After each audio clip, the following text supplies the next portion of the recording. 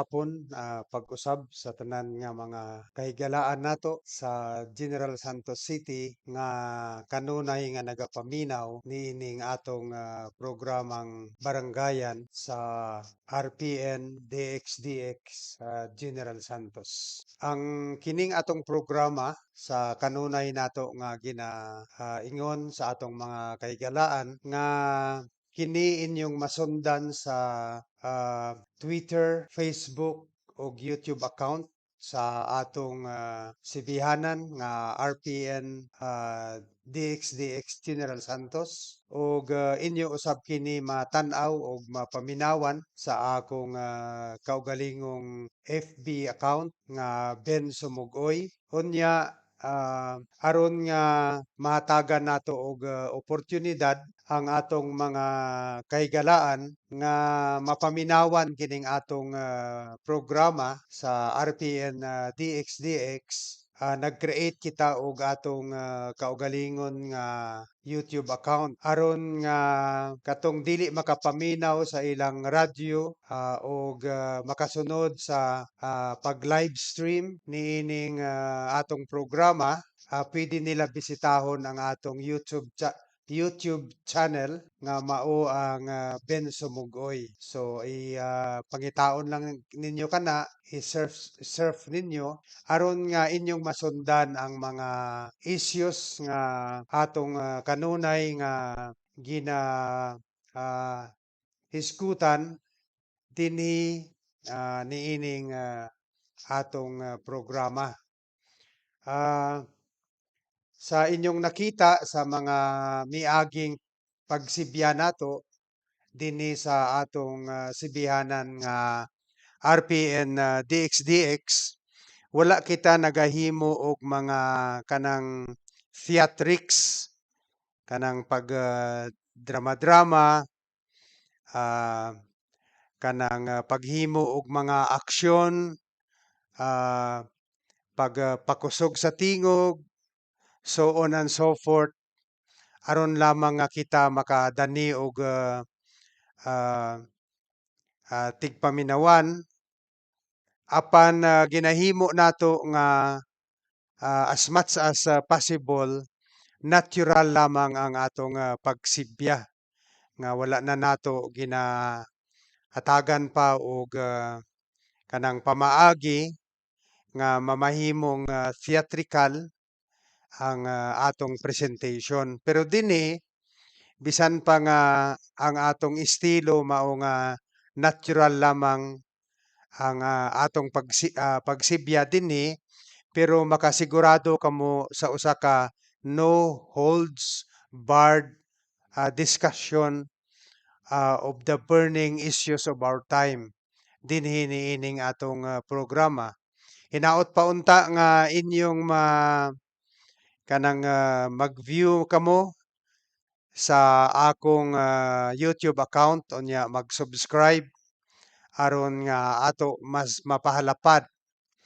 ang maabtan niining atong pagsibya dinhi sa atong sibihanan RPN DXDX General Santos. So nagasibya kita dito dinhi sa RPN DXDX General Santos, pero wala kitay dili kita aktual nga naa sa announcers booth diya sa Gensan, kay sa pagkakaron niya kita sa Central Asia og ginahimo nato kini pagsibya through the behest of modern information and communication technology, no? So nga bisan nga dinhi kita karon nahimutang sa usa ka halayong dapit,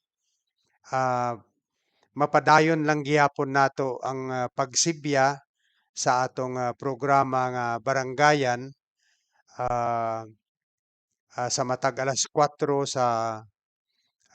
hapon hangtod alas 5 sa hapon. Ginasibya nato kini sa adlaw nga Lunes, Martes ug Miyerkules unya Biyernes. So upat ka adlaw kita nga nagasibya sa sulod sa usa ka semana. Gihisgutan nato kagahapon ang sa kining milabay nga atong pagsibya nga atong kahimutan kining ah, adbokasya karon sa mga Dutertes nga gipamunuan ni kanhing Presidente Rodrigo Roa Duterte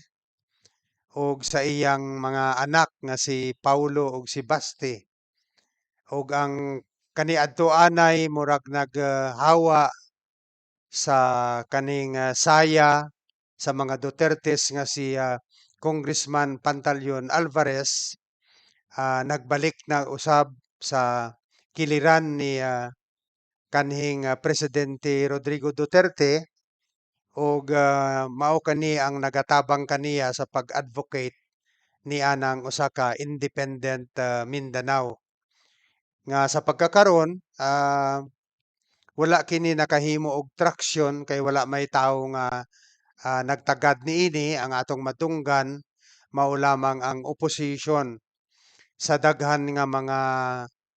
power kanang individuals and social forces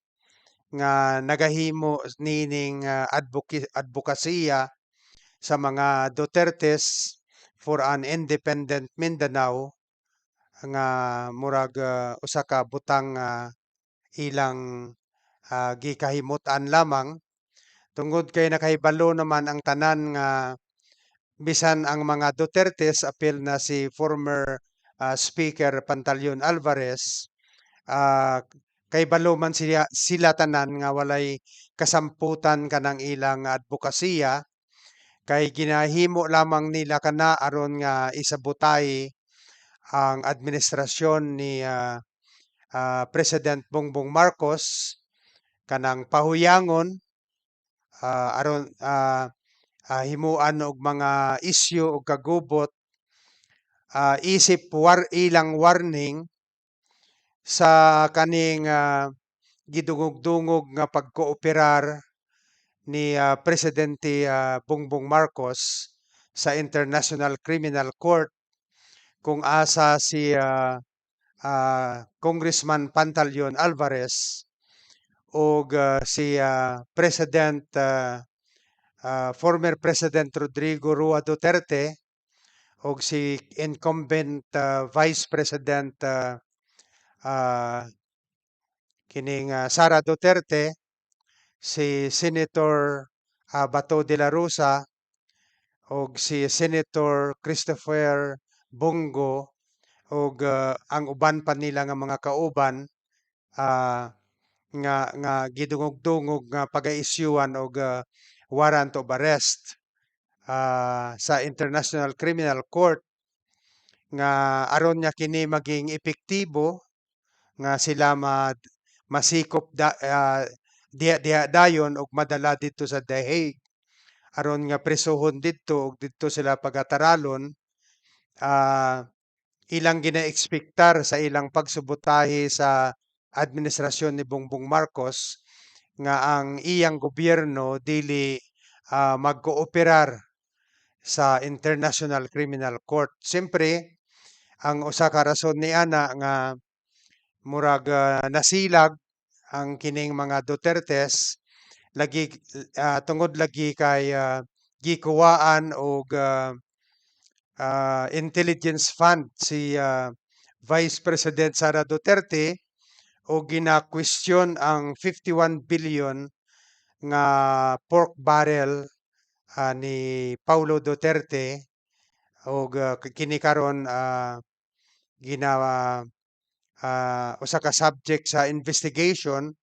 kung giunsa niya paggamit kanang iyang 51 billion pesos nga gihatag kaniya isip pork barrel sa panahon nga presidente pa ang iyang amahan. So nagapadayon ang kining hearing sa Senado sa ginatawag nila nga economic provisions sa atong constitution ug didto nagtawag sila og mga legal experts og mga economic experts aron nga istoryahan kining ah, ang ilang plano nga i-amend ang atong constitution uh, through a by converting Congress into a uh, constituent assembly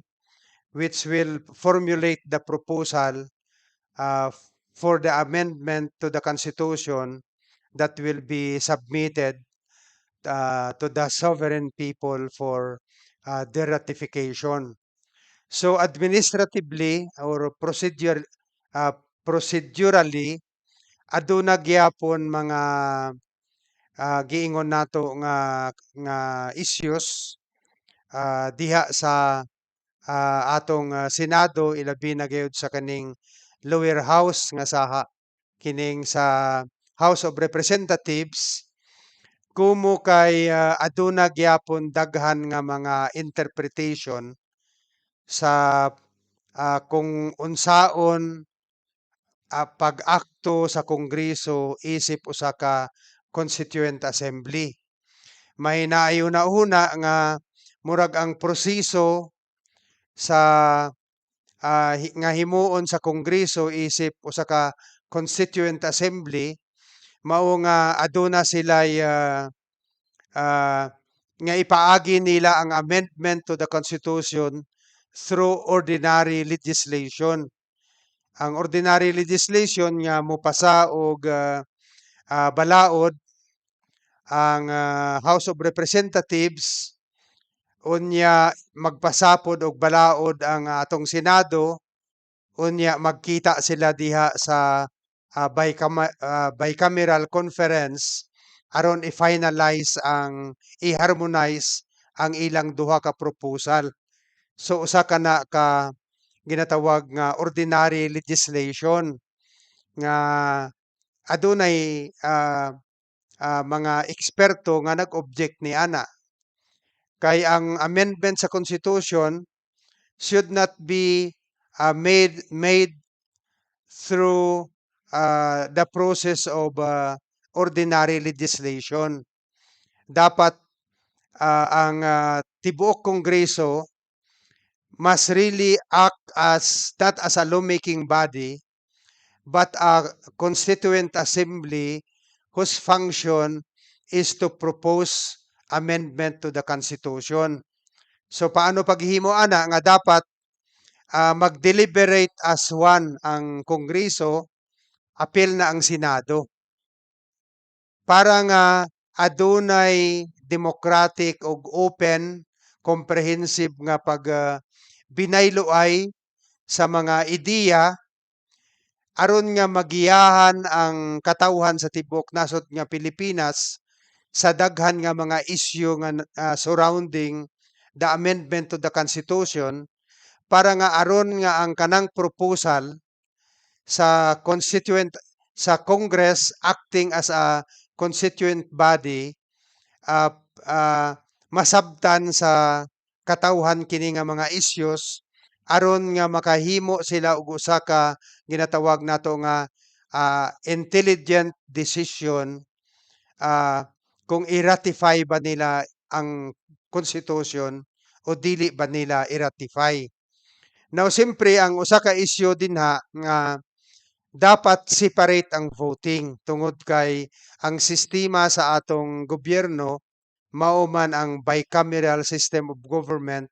nga ang atong Kongreso adunay duha ka asembleya mao na ang House of Representatives nga ginatawag nato nga lower house ug ang Senate of the Philippines nga ginatawag nato nga upper house. So while dungan as a constituent body mag-discuss sila sa ilang proposal para ni anang amendment to the Constitution, ang pagbuto nila should be separate. So mao kana ang mga isyu ug aduna siyempre labi na gyud sa House of Representatives nga ang gusto nila nga mag-act as one ang tibuok Kongreso, ang upper house ug lower house, unya magboto as one. Gusto pasabot nga mga senador, ang usa ka senador ug ang usa ka congressman pareho lang ang ilang boto. So halimbawa, ang adunay almost 300 nga mga miyembro sa House of Representatives, sumauna kadaghan ang ilang boto plus ang boto sa 24 ka mga senador. So sa tibu bisan pa nga magboto pabor ang tanan nga miyembro sa Senado sa kanang joint voting, hangtod lang sa 24 ang ilang boto. So mao kana nga dili kana mao ang interpretation sa constitution. Nga while mag-session sila as one, the voting should be done separately. So dapat nagahangyo ako sa katawan niya karon pa lang, no? Sige na mo og monitor kay gina-live stream man ang kining mga hearing niining charter change aron nga masabtan nato ang mga issues. Kay daghan didto ang mga manggialamon nga nakahibalo sa constitution, sa implication sa constitution, ang konteksto sa matag provision ug ang ah, makita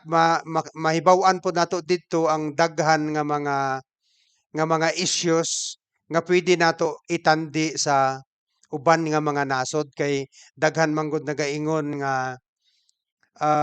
gikinahanglan nato ang i ihatagan ang mga foreign investors og 100 percent ownership sa usa ka negosyo, halimbawa sa electric power, sa kanang eskwelahan, sa public services, sa natural resources, sa yuta, sa ah, mga media networks nga 100% nga mapanag-iyahan na kana sa foreign investors. Kay mao kana ingon nila mao ang makadani sa mga foreign investors nga nga maghimo og direct investment dinhi sa atong nasod. Pero siyempre adunay mga ideya halimbawa sa Vietnam, dili man 100% ownership ang ilang ginahatag ngadto sa mga foreign investors. Apil na sa Singapore, apil na sa Indonesia ug Malaysia. Pero halimbawa sa Vietnam, ang mga korporasyon, mga foreign corporations nga nagawa sa China, wala sila moanha sa Pilipinas. Mianha sila sa Vietnam, dili tungod kay matagan sila o katungod sa kining 100% ownership sa public utilities, sa electric power, sa eskwelahan, media, yuta, so on and so forth, kundili tungod kay very barato dito ang presyo sa kuryente. Unya wala sila issue sa korupsyon, walay red tape og ma-facilitate ang paggama og mga papilis para sa investment. Kaya ang issue nila sa ato nga we have a very corrupt political system, very unstable nga political system, unya grabe kayo ang red tapes o grabe ang graft and corruption. So gusto pasabot nga dili pa ang concern sa mga investors mao ang 100% ownership kundili ang korupsyon sa Pilipinas, ang kamahal sa mga public services sama sa kuryente ug uban pa ug kanang atong red tapes sa gobyerno, kanang red tape bitaw nga daghan kaagihan una mauna ka nga operate sa negosyo dinhi sa atong nasod nga Pilipinas. So mao na nga dapat mapaminawan nato kini kay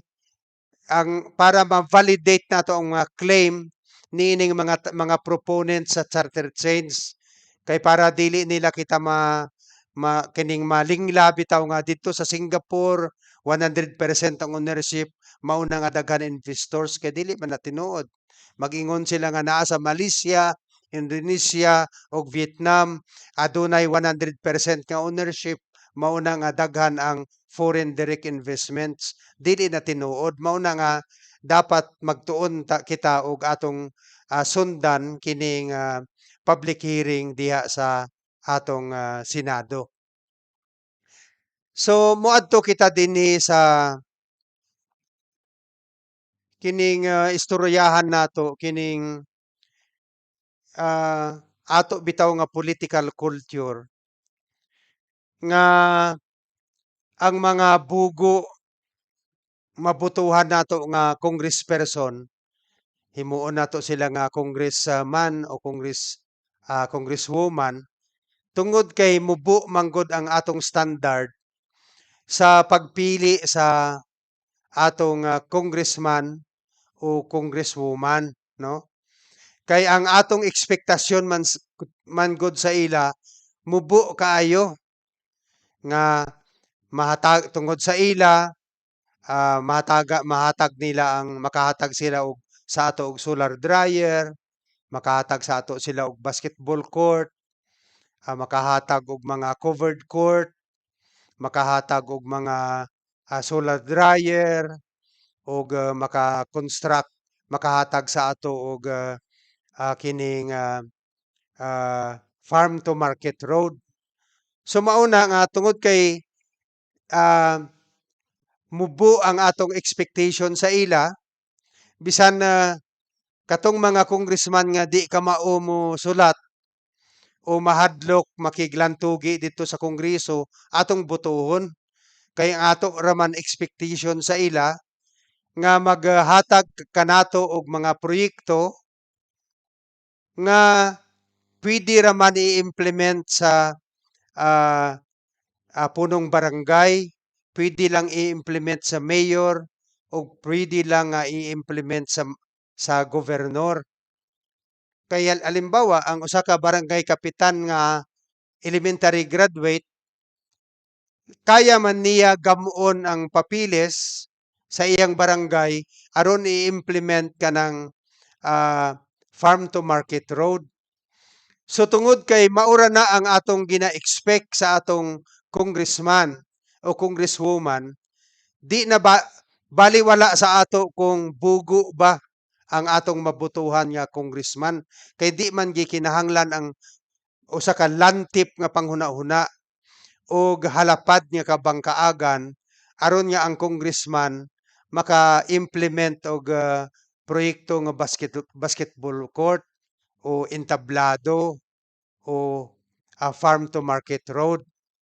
Unya ang sa laing bahin ang katong mga manggilamon nga congressman halimbawa susama kang Tonton at Saron maingon man nato kini nga manggailamon kay kini siya abogado unya graduado sa kining prime universities in the country ug makita mo naman sa iyang tipo sa pagsulti nga halimbawa mga extemporaneous speech imbitahon siya sa usa ka formal nga gathering maka-deliver siya og maayo nga pakigpulong even if it is being delivered in English kay very competent man siya nga English speaker ug maayo pud ang iyang ideya pero tungod kay mubo ang atong ekspektasyon sa iya nga halimbawa mabutang kita sa iyang congressional office sa listahan didto sa hatagan og kanang tupad o sa listahan sa niadtong mahatagan og AX o maka-facilitate siya sa problema nato sa paghatag sa nga ma-appeal ta nga beneficiary sa 4Ps. So og maghatag ka nato og basketball court ug uban pa bisan manggialamon si Congressman Tonton Atsaron, mahimo siya mahimo siya nga bugo tungod kay mubo ang atong expectation sa iya lang buhaton, no? Nga magpasulod lang sa ato sa atong pangalan sa listahan nga maging beneficiaryo sa daghan nga mga welfare assistance sa atong gobyerno. Bisan kinsa nga tawo makahimo man niana og di na nato kinahanglan ang usa ka congressman aron nga maghimo og listahan. So bisan pa nga manggialamon, maalam, edukado ug may abilidad si Congressman Tonton Atsaron, mamahimo siyang bugo kaya ang isipon niya lamang nga ang ekspektasyon nato nga mahimo ta nga naa sa listahan og makahatag siya og mga kining mga proyekto nga pwede raman nato i-assign sa usa ka barangay kagawad aron nga i-implement kana. Sumubo ang atong expectation. So tungod ni anang kultura nga gina-ekspektar nato ang mubo ang atong ekspektasyon sa atong congressman o congresswoman, duha ang mahitabo usbon nako at baliwala sa ato nga botohon ang usa ka incompetent og bugo nga mamahimong congressman. Ug ang akaduha nga epekto ni anang atong kultura, ang atong hamubo nga ekspektasyon, mao nga ang mabutuhan nato nga manggialamon nga congressman, mamahimo siyang bugo tungod kay mo-operate lamang siya sa atong kagustuhan nga ma-apil diha sa listahan sa tupad, sa AX, sa 4-piece ug uban pa nga mga gagmay nga gingbuhaton. Ug tungod pa niana, i-observe nato ang atong mga congressional offices. Wala kitay makita diha nga mga social theorists, kanang mga intellectual god nga mao ang magtabang sa congressman sa pag-formulate og mga social theories aron nga ma-transform kana into a legislative proposal ug mao kana ang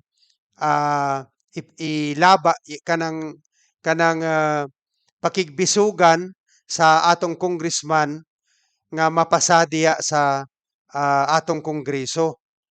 Wala pod kita makita diha nga mga technical persons nga makakandak og usa ka ginatawag nga research,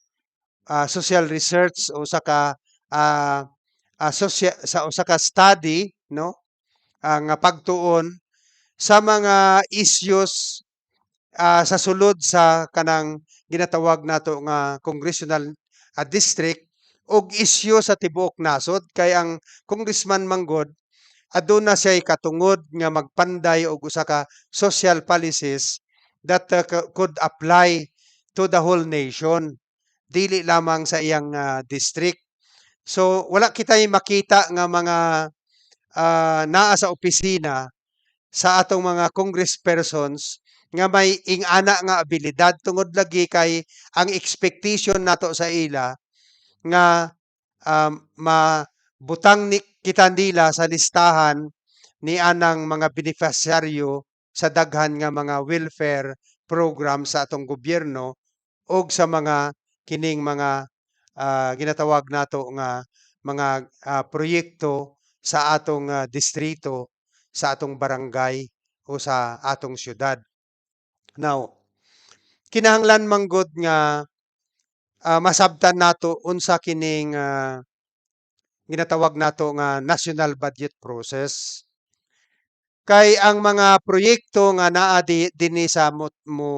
halimbawa ma-implement dinhi sa Gensan,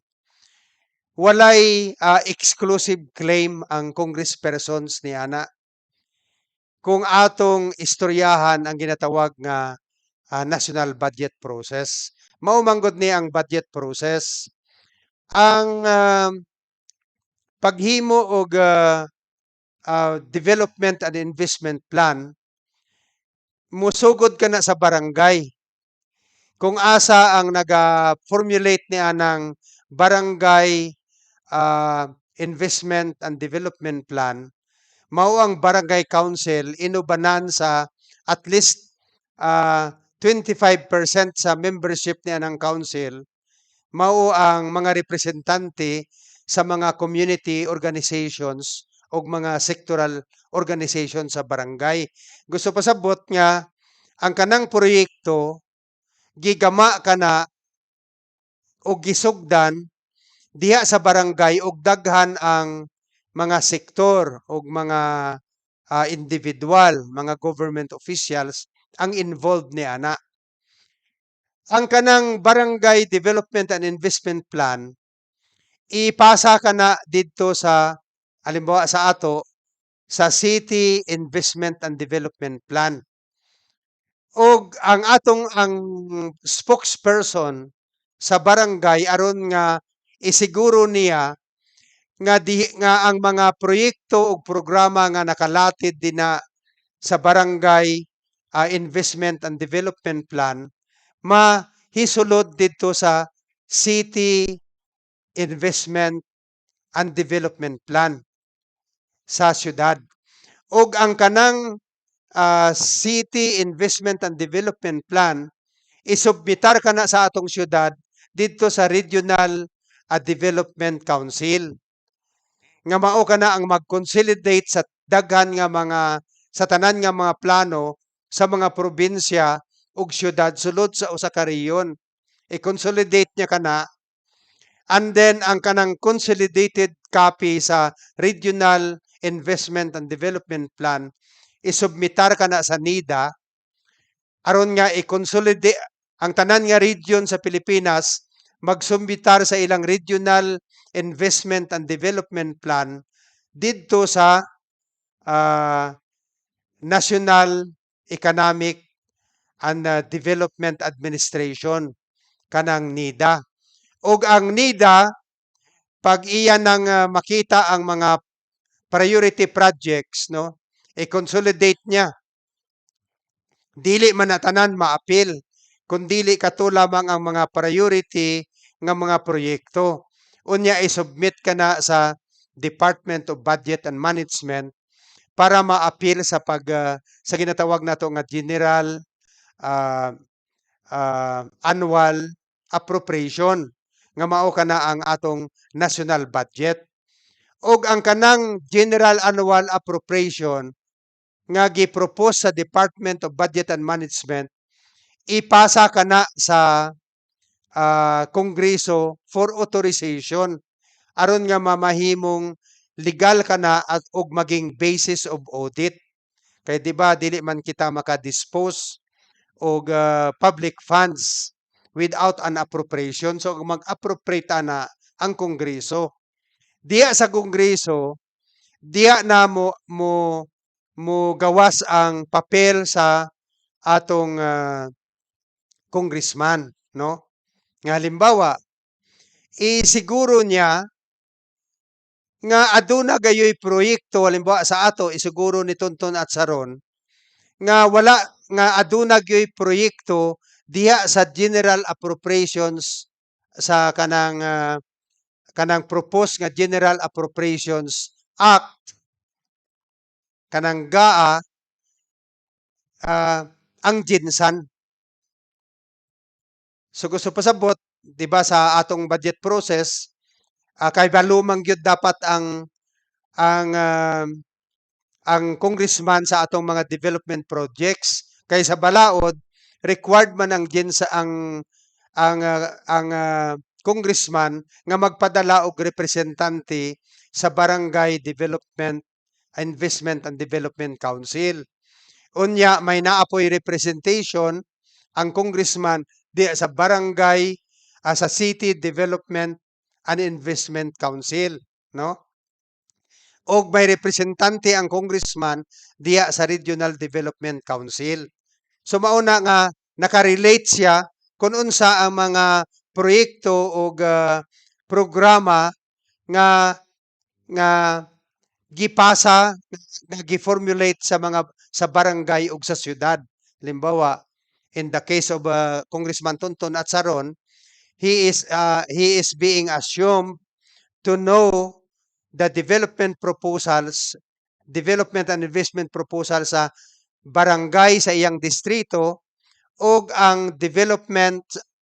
programs, projects o mga development proposal sa City Development Council. So, ang kining City Development Council nga naa karon sa kamot sa atong congressman, mao kana ang iyang gamiton sa pagsuta. Kung aduna ba'y proyekto diya sa City Development Council nga nakasulod sa proposed General Appropriations Act para masiguro nga sa usa ka tuig duna gyoy proyekto ang national government nga motupa dinhi sa Gensan ug sa atong mga barangay. So diha mahimo ang kanang maghimo ang atong si Tonton Atsaron isip atong congressman sa iyang papel diya sa budget process. So unsa man ang epekto niana? Nga dili pwede nga i-claim ni Tonton Atsaron nga ang kanang halimbawa kanang farm to market road o expansion of the national highway nga naa sa DPWH o ang mga proyekto diya sa mga barangay tungod lang na sa iya. Tungod kay nakapartisipar ang daghan nga mga katawan, apil na ang mga civil society organizations kay naaman sila representation sa Barangay Development Council, sa City Development Council, sa Regional Development Council. So usa ka na ka collective efforts og dili ka na maklaim sa usa ka congressman. May naalang duha ka insidente nga pwede nato ipahambog ang atong congressman. Una, kung nga sa pagkakita niya sa kaning proposed General Appropriations Act, nakita niya nga wala gyoy proyekto nga alang sa Gensan ug tungod sa iyang pagpakita sa iyang deliberative skills, sa iyang oratory ug convincing power na kumbinsi niya ang tibuok kongreso nga sudlan og proyekto ang Gensan kay ngano nga nianang proposed General Appropriations Act wala man og proyekto og programa alang sa Gensan. So pinaagi sa iyang skills sa debate, deliberation, mangita siya og gustisya sa Gensan ngano nga gilift out man ang Gensan diya sa budget. So nakigdebate siya sa daghan nga mga intellectuals diha sa kongreso ug nagmalampuson siya nga masudlan og proyekto ang Gensan. Mao kana nga maklaim niya nga kato nga proyekto bunga gayud sa iyang abilidad, sa iyang convincing power, sa iyang oratorical skills nga iyang gigamit diha sa pagkumbati sa kongreso, no? Isa na ka insidente nga maingon nato nga pwede gid na ipahambog sa usa ka congressman. Ang ikaduha nga instances nga maingon nato nga pwede gyud nga magpahambog ang congressman sa mga proyekto nga naa sa syudad. Nga sa budget sa kanang proposed General Appropriations Act, adunay proyekto nga naka-earmark para sa Gensan. Og adunay mga congressman nga gusto nila wag tangon og ibalhin ka nga proyekto sa uban nga distrito apan tungod sa convincing power, sa oratorical skills sa atong congressman napugnan niya ang pagbalhin niya ng proyekto nga earmark for Gensan didto sa uban nga distrito kana pwede gyud nato mapahambog ang atong congressman. Siguro ang ikatulo, ang kanang balaod, ang proyekto o programa nga siya gyud ang nag-formulate nga pinaagi sa iyang paghimo og mga socio-economic profile, ah, pag-study sa mga ginatawag nato nga confluence of various economic forces sa Gensan, naghimo siya og usa ka balaod nga wala diha sa City Investment Plan o sa Regional Development Plan, kay siya lang gyud ang nakauna-una ana. Mauna ang usa ka balaod nga pwede ma-claim sa congressperson nga iya gyud. Halimbawa, 'di ba sa Manila Bay may naay Manila kanang Lake Development Authority diha sa Manila Bay nga mao ang naga-manage sa Manila Bay. Halimbawa, si Tonton Atsaron, no? Naghimo siya og pag-estudyo sa maging economic benefits kung mag-create og usa ka authority nga mao ang mag-manage sa mga ah, ah, disposition, utilization og tanan nga mga economic activities diha sa Sarangani Bay. Mag-create siya og usa ka authority nga bunga kana sa iyang kaugalingong hunahuna nga sa tan-aw niya mas ma-preserve, ma-develop ang natural resources o ang sources of livelihood sa katawhan sa tibuok Sarangani. Apil na ang Gensan kung ma-create ka ng usa ka authority nga mag-manage sa economic affairs sa atong ginatawag nga Sarangani Bay. Pareho gud sa Manila Bay nga adunay Laguna Lake Development Authority, LLDA. So halimbawa, Sarangani Bay Development Authority, SD, Sarang is SBDA, no? Sarangani Bay Development Authority nga siya gyud ang nag-estudyo, nag-formulate sa pag-create ana nga authority, unya nakumbinsi niya ang tibuok kongreso nga mapasaka na diha makita nato nga maklaim sa congressman niya kana iya hagyod. Pero kanang mga ordinary nga mga programa sama sa tupad, AX, 4Ps, unya ang kanang mga road to market, farm to market road, mga entablado, mga water system, kana dili niya maklaim nga iya kay produkto kana sa usa ka collective efforts from the barangay to the city, to the region, and to the national government, no? Halimbawa, kanang expansions and modernization sa General Santos City uh, uh, International Airport, dili man kana maklaim ni Dion Atsaron nga mao ang congressman sa una nga iyahana nga proyekto. Kay ang kana nga proyekto giiskutan kana og nasulod sa ginatawag nato nga City Development and Investment Council nga gi-formulate sa panahon ni Mayor Darlene Antonino. Og ang kanang proyekto napasa didto sa Regional Development Council og naaprubahan usab sa Regional Development Council og gipasa sa NIDA og gi-carry over sa NIDA og gi-appeal og pasa didto sa ah, Department of Budget and Management, unya gibalik sa Kongreso aron nga himuan kana og appropriation, no? Kay na-appeal siya sa General Appropriation sa proposed General Appropriations Act nga mao ang GAA. So ang papel dito ni John Atsaron mao ang pagsiguro nga dili wagtangon sa uban nga congressman kana nga proyekto nga naggikan sa sa City Development and Investment Council. So dili kana maklaim ni ah,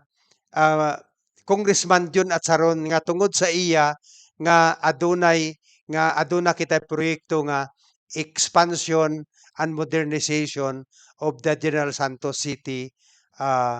International Airport kay kana bunga sa ginatawag nga collective process.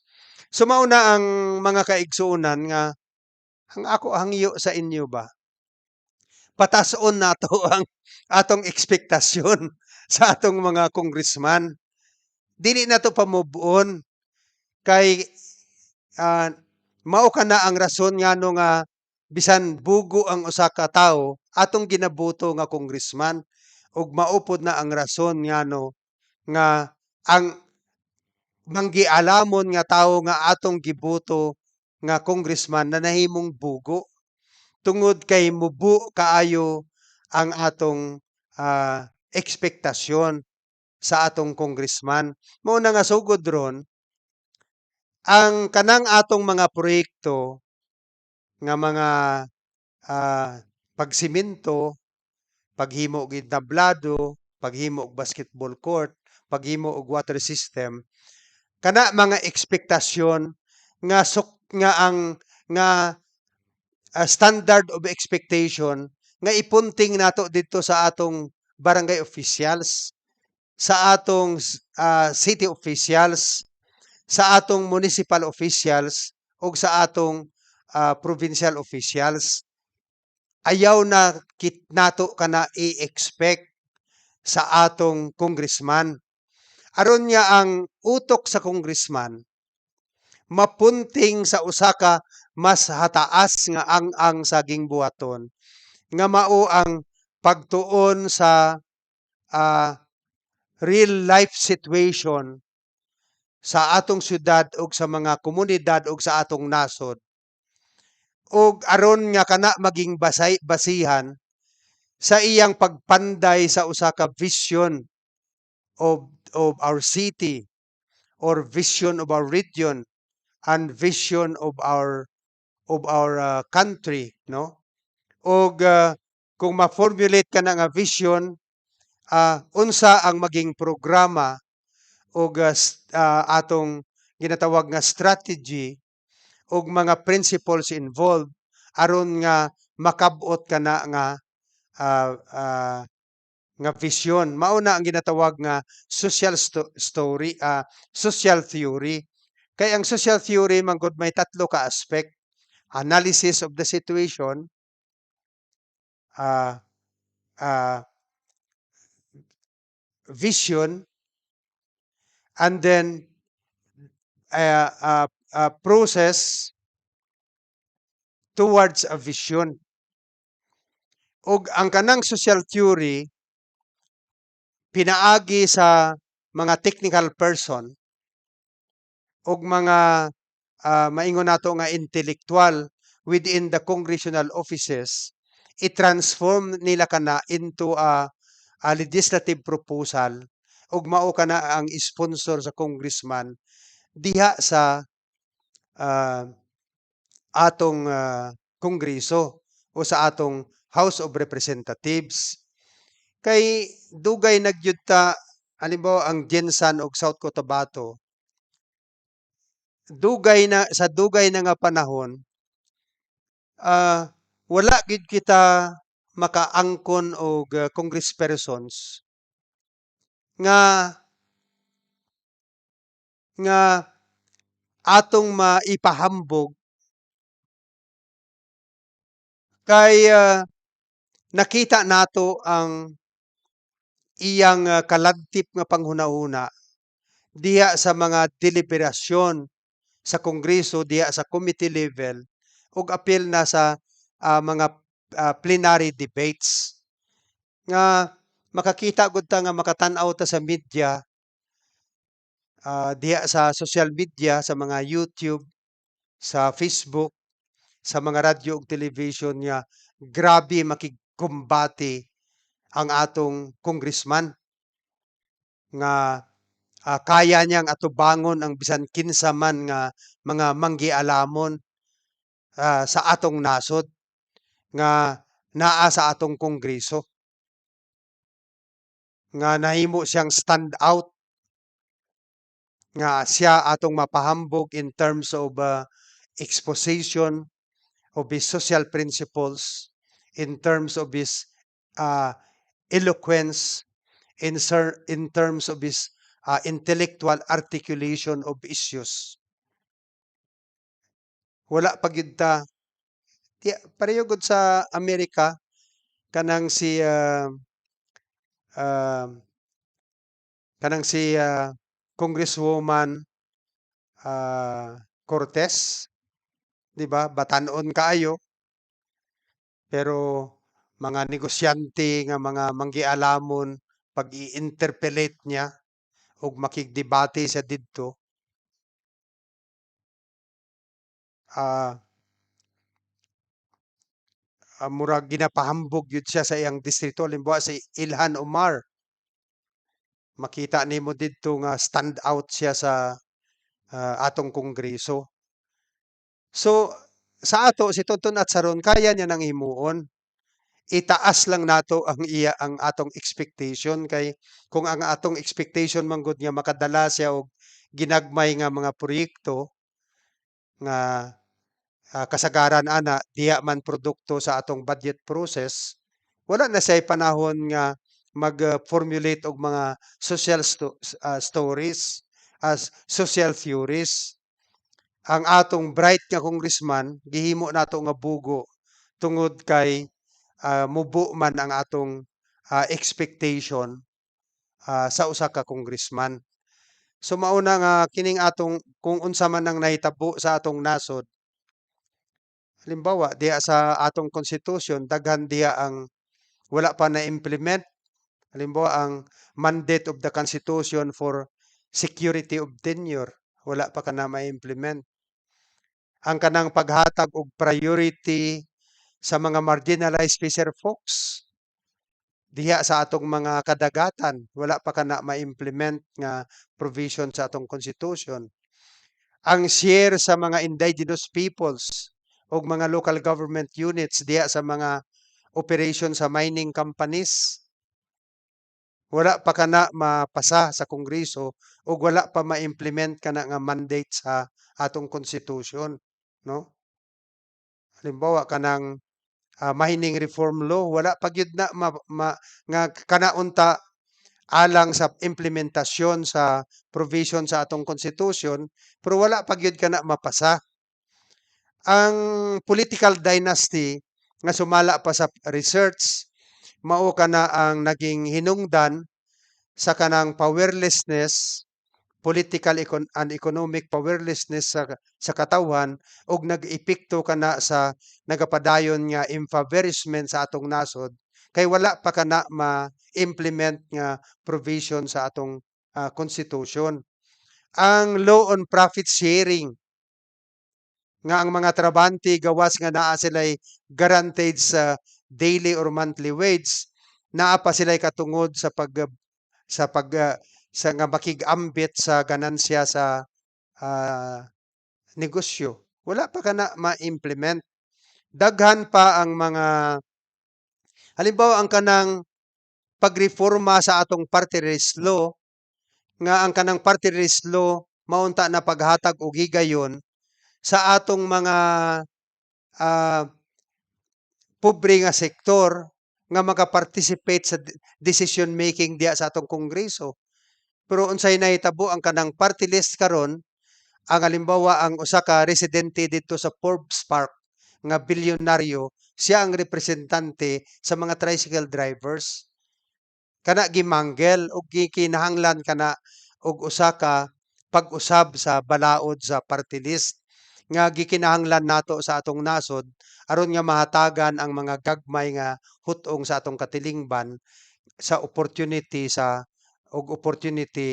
usa ka meaningful participation in decision making. So mao ra na no, usbon nako ipataas nato ang expectation sa atong congressman aron nga dili kita magdesisyon nga magboto og usa ka bugo isip atong representante sa kongreso